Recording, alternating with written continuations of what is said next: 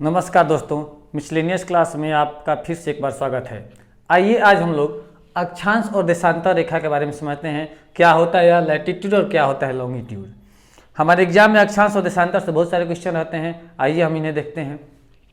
देखिए, ये हमारा हो गया पृथ्वी। ग्लोब देखें ना, ग्लोब क्या है? पृथ्वी का नमूना है। देखिए, ये हो गया हमारा पृथ्वी और ये एक रेखा, ये ग्लोब हो गया मान लीजिए, और इस पर एक बीचों बीच हम रेखा खींचते हैं। यह रेखा जो है हमारी पृथ्वी को दो बराबर भागों में बांटती है। दो बराबर भागों में यह रेखा बांटता है। यह जो रेखा है यह 0 डिग्री है और इस 0 डिग्री रेखा को बोलते हैं हम लोग विषुवत रेखा, इसे इक्वेटर भी बोलते हैं।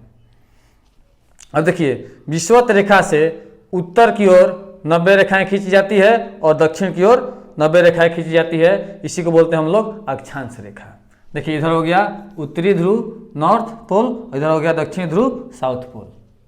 अब विषुवत रेखा से उत्तर की ओर 90 रेखाएं और दक्षिण की ओर 90 रेखाएं, अतः कुल अक्षांश रेखा 90 प्लस 90। देखिए, 90 इधर और एक विषुवत रेखा 181। कुल अक्षांश रेखाएं हमारी कितनी होती है? 181। कभी कभी एग्जाम में लड़के बहुत बड़ा गलती करते हैं। यदि कुल अक्षांश रेखा पूछता है तो वह केवल 90 90 180 मार कर चले आते हैं, जो गलत होता है, क्योंकि विषुवत रेखा भी एक अक्षांश रेखा ही है।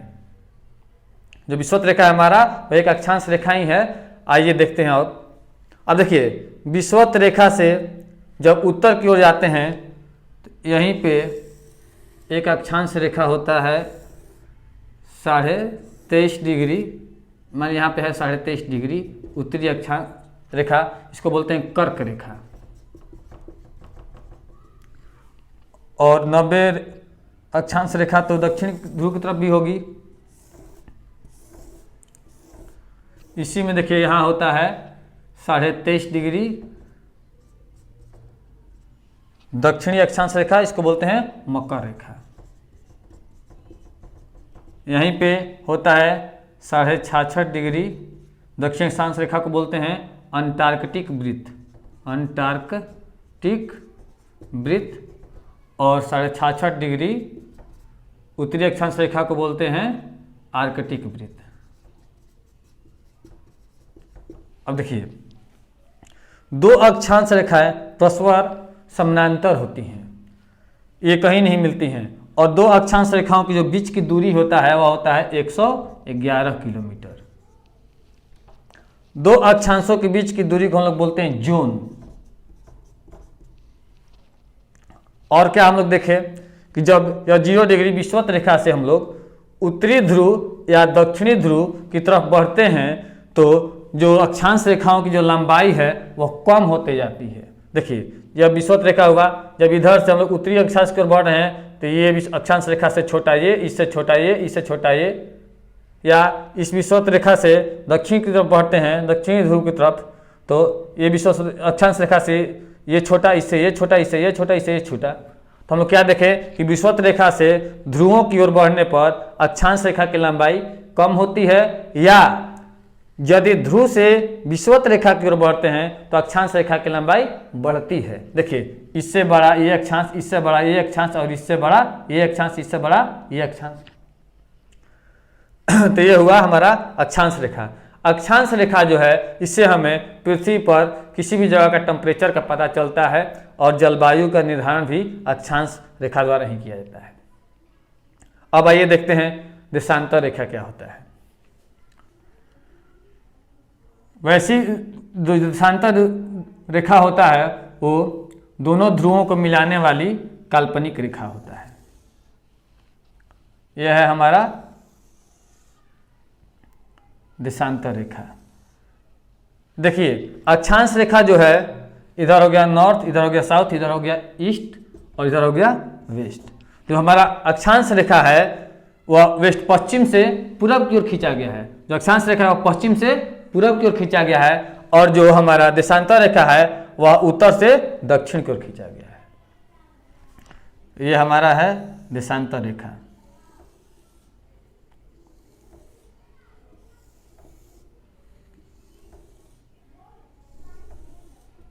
देखिए, जिस प्रकार अक्षांश रेखा द्वारा टेम्परेचर के बारे में जानकारी मिलता था, उसी तरह से देशांतर रेखा से हमें किसी भी जगह के समय और तिथि के बारे में जानकारी मिलती है। देशांतर रेखाएं परस्पर समानांतर नहीं होती हैं, ये दोनों ध्रुवों पर आकर के मिल जाती हैं। देखिए, यहाँ पर और यहाँ पर आकर के देशांतर रेखाएं मिल जाती हैं। दो देशांतर रेखाओं के बीच की अधिकतम दूरी विषुवत रेखा पर होती है। देखिए, यह विषुवत रेखा है और दो देशांतर रेखाओं के बीच की अधिकतम दूरी विषुवत रेखा पर होती है, और यह जो दूरी होती है होता है 111.32 किलोमीटर। हमारा जो देशांतर रेखा है, इससे हमें किसी भी जगह का समय के बारे में पता चलता है। अब देखिए, 1 डिग्री जो देशांतर है, 1 डिग्री जो देशांतर है वह 4 मिनट को दर्शाता है। 1 डिग्री देशांतर बराबर 4 मिनट, तो 15 डिग्री देशांतर बराबर कितना? 60 मिनट।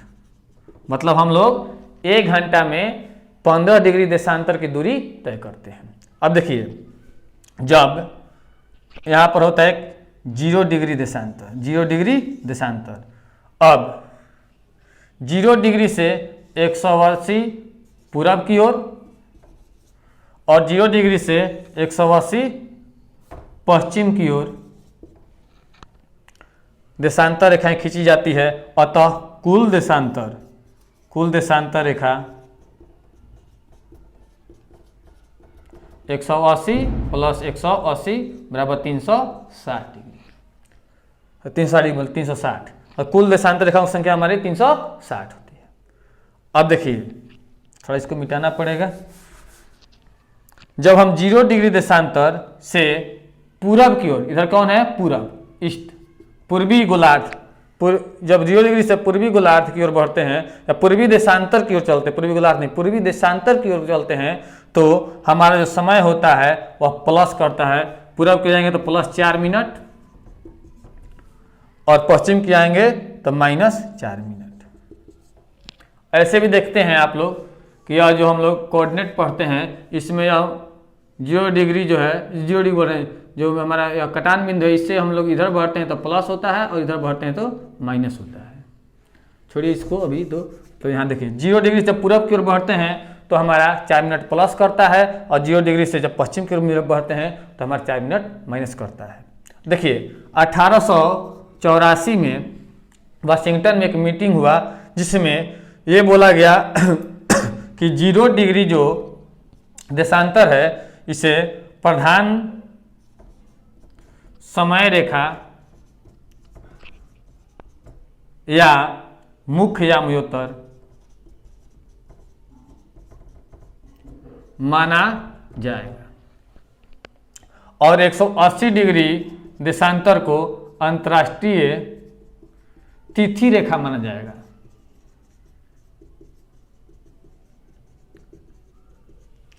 ठीक, 0 डिग्री जो देशांतर है यह इंग्लैंड के ग्रीनविच नामक जगह पर है। यह 0 डिग्री जो देशांतर है इंग्लैंड के ग्रीनविच नामक जगह पर है। 0 डिग्री से हम लोग पूरब बढ़ देंगे, क्या होगा? समय प्लस करेगा, और 0 डिग्री से जब पश्चिम की ओर बढ़ेंगे समय हमारा क्या करेगा? माइनस करेगा। देखिए, दो देशांतर की जो बीच की जो दूरी होती है उसको हम लोग गोरे बोलते हैं।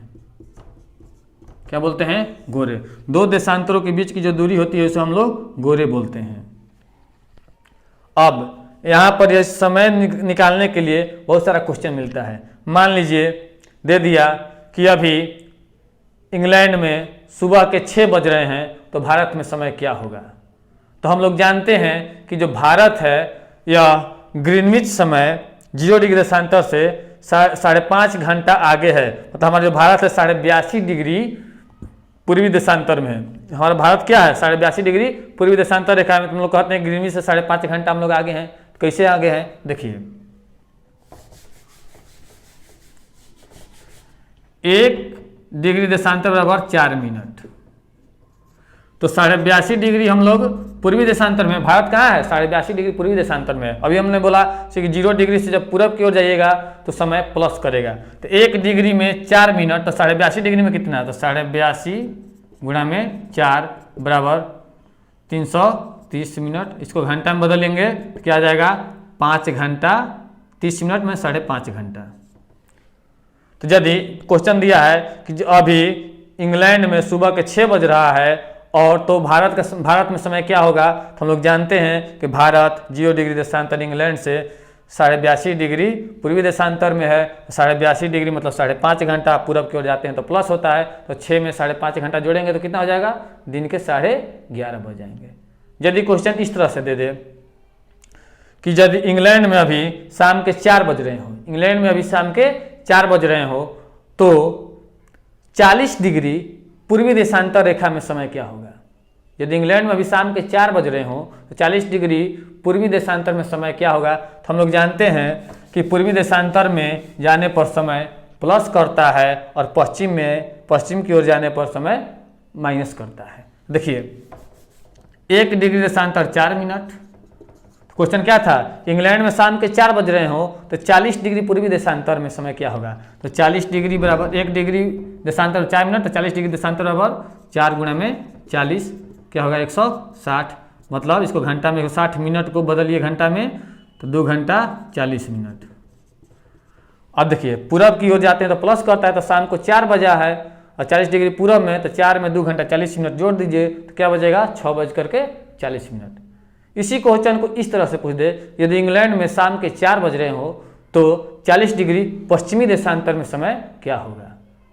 यदि इंग्लैंड में शाम के 4 बज रहे हो तो 40 डिग्री पश्चिमी देशांतर में समय क्या होगा। तो हम लोग जानते हैं कि पूरब की ओर जाते हैं तो समय प्लस करता है, पश्चिम की ओर जाते हैं तो माइनस करता है। तो देखिए सारा चीज़ तो वही है कि 1 डिग्री बराबर 4 मिनट और 40 डिग्री बराबर 160 मिनट।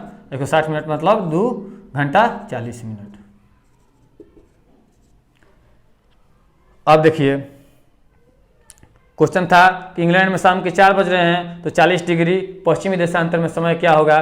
तो पश्चिम में आने पर समय हमारा माइनस करता है, तो 4 बज रहा है शाम को, इसमें से 2 घंटा 40 मिनट घटा लीजिए, 2 घंटा 40 मिनट घटा लीजिए तो क्या बच जाएगा 1:20 मिनट, दिन के 1:20 मिनट होंगे।